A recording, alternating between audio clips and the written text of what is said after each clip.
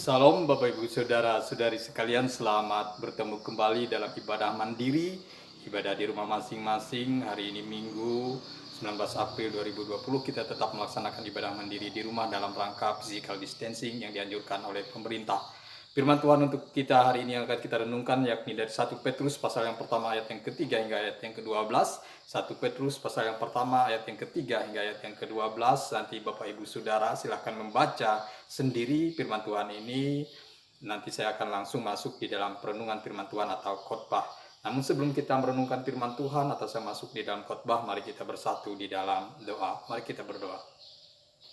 Tuhan Yesus, kami puja dan kami puji Engkau selalu dan senantiasa ya Tuhan. Engkau Allah yang baik dan sungguh teramat baik dalam hidup kami. Sekalipun hari ini kami tetap melaksanakan ibadah secara mandiri, tapi biarlah kuasa dan kasih-Mu tetap kami rasakan dalam hidup kami. Sekarang kami akan merenungkan firman-Mu. Kembali kami mohon hikmat surga-Mu diturunkan atas kami sekalian, sehingga kami boleh memahami, terkhusus diberi kekuatan untuk mentaati segala kebenaran firman-Mu. Berfirmanlah Tuhan, dalam nama Yesus kami berdoa. Amin. Saudara-saudari sidang jemaat GKI Kejari Makunjung dan anggota keluarga yang melaksanakan ibadah mandiri, saya mulai renungan ini dengan sebuah ilustrasi. Ada seorang anak yang mendapat warisan berupa bongkahan emas yang disimpan di dalam tanah dengan sebatang pohon sebagai penandanya. Waktu diberikan surat wasiat tentang warisan tersebut, sang anak bersukacita tiada tara. Pasalnya, warisan yang ia dapatkan akan mampu membuat ia dan seluruh keluarganya tetap tercukupi, bahkan berkelimpahan. Untuk mendapatkan warisan tersebut, sang anak harus tinggal di rumah di mana ada pohon yang menyimpan harta warisan tersebut. Maka ia pun segera pindah ke rumah tersebut. Alangkah kagetnya anak tersebut, Bapak Ibu Saudara-saudari. Sesampainya di rumah tempat harta itu berada, ada beratus-ratus batang pohon yang sama, dengan ukuran besarnya pun sama. Dia pun kebingungan, karena tidak ada petunjuk khusus letak pohon yang menyimpan harta itu berada di mana. Petunjuknya hanya terletak di sebatang pohon saja. Satu batang pohon saja yang secara khusus menyimpan harta tersebut. Ia kebingungan, namun ia tidak kehilangan sukacita. Ia tetap tekun mencari harta karun tersebut dan tidak menyerah. Ia mulai menebang satu demi satu pohon dan menggali akar pohon dengan harapan ia segera mendapat harta di salah satu pohon yang ia tebang. Ia harus merasakan panas terik, hujan, angin, dan sebagainya. Tetapi semua itu tidak ia pedulikan.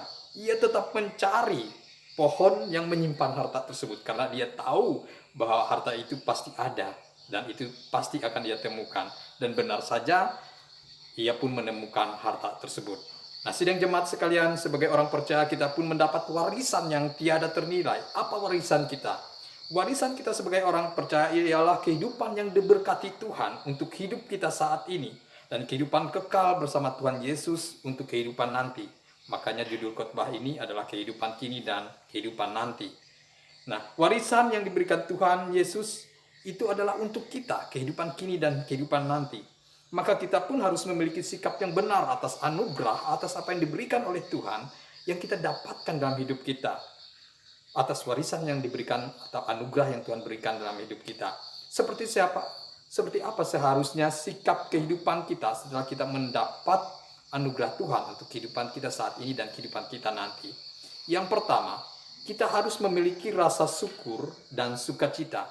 Ayat yang ketiga, ayat yang keempat, ayat yang kedelapan itu berkata, kita bersukacita, bergembira karena kasih Tuhan dalam hidup kita. Sama seperti kisah anak tadi yang memiliki respon sukacita. Demikianlah seharusnya sikap kita saat kita mendapat anugerah keselamatan dan berkat dari Tuhan. Bahkan sukacita kita sesungguhnya melimpah karena yang kita dapatkan dari Tuhan ini bukanlah hanya hal kecil dan biasa, tetapi yang kita dapatkan adalah harta yang tiada ternilai dan tak tergantikan oleh hal lainnya. Perasaan sukacita dalam hidup kita itu akan membuat kita tetap menjadi orang yang kuat. Bahkan secara sederhana, saya mau sampaikan bagi kita perasaan sukacita akan membuat kesehatan kita tetap terjaga. Perasaan sukacita akan membuat iman kita tetap terpelihara. Perasaan sukacita akan membuat arah tujuan kehidupan kita akan bisa tercapai. Tetapi orang yang kehilangan rasa syukur, kehilangan sukacita, maka orang tersebut akan menjadi orang yang kalah. Bahkan orang tersebut akan menjadi kehilangan banyak hal dalam hidupnya. Sekali lagi, yang pertama, miliki syukur dan sukacita. Yang kedua, kita tetap bertahan dalam pencobaan. Ayat yang ke-6 dan ayat yang ke-7. Agar kita dapat mendapat kehidupan kekal bersama dengan Tuhan Yesus, kita pun harus menjalani kehidupan ini seturut kehendaknya. Tentu saja dalam menanti waktu tersebut, Bapak Ibu Saudara, kita menjalani kehidupan ini ada ujian, kehidupan ada tantangan, kehidupan pencobaan yang harus kita alami. Maka sikap kita seharusnya adalah tetap bertahan. Kita harus kuat, harus sabar menghadapi cobaan, menghadapi ujian, menghadapi tantangan hidup kita.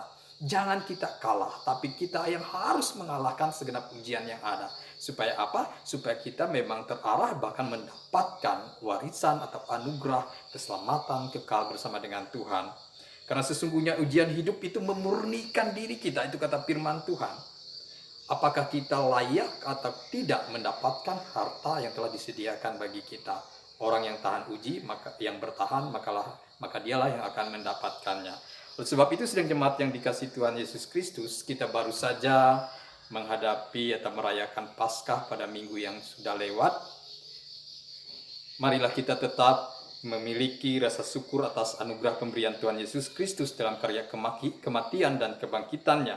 Demikian juga hendaknya kita selalu kuat, selalu sabar, dan bertahan saat menjalani kehidupan ini. Tuhan Yesus akan memberikan kita hidup dalam segala keberkatannya, baik untuk kehidupan kita saat ini ataupun kehidupan kita pada saatnya nanti. Selamat hari Minggu, Tuhan memberkati. Salam.